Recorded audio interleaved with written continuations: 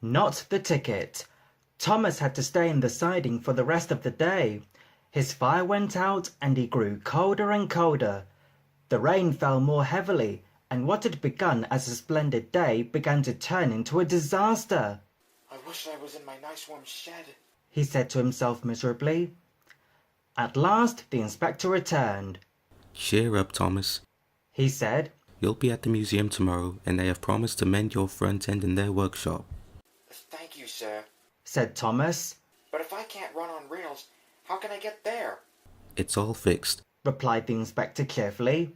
A lorry is coming for you in the morning. Thomas was horrified. Lorry? He stammered. That's right, said the inspector. It'll be here at 8 o'clock sharp. Thomas slept badly that night. He kept wondering what Gordon, Henry and James would say if they knew he had finished his journey on a lorry. He almost thought he could hear them laughing.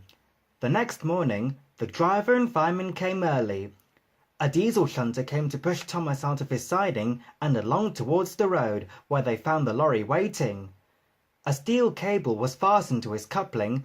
The lorry driver started a winch, and in no time at all, it seemed, Thomas was perched on the lorry. How undignified, he thought, but he found as they went along that he had a marvellous view of the countryside and time to enjoy it too. But Thomas soon began to feel bored. At last, houses began to appear on either side of the road. Perhaps this is York, thought Thomas hopefully. It was, but the driver wasn't sure of his way. He parked the lorry and went to find a telephone. A man wearing a flat-topped cap with a yellow band around it came up to Thomas. Hello, said Thomas.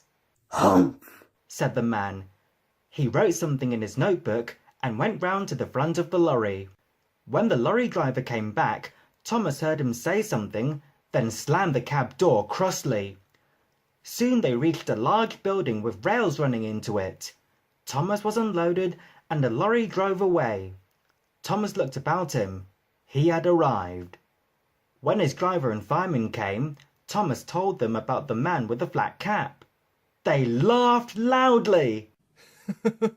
How do you do it, Thomas? Spluttered the driver when he could speak. That will make the Fat Controller's day. Thomas booked for parking.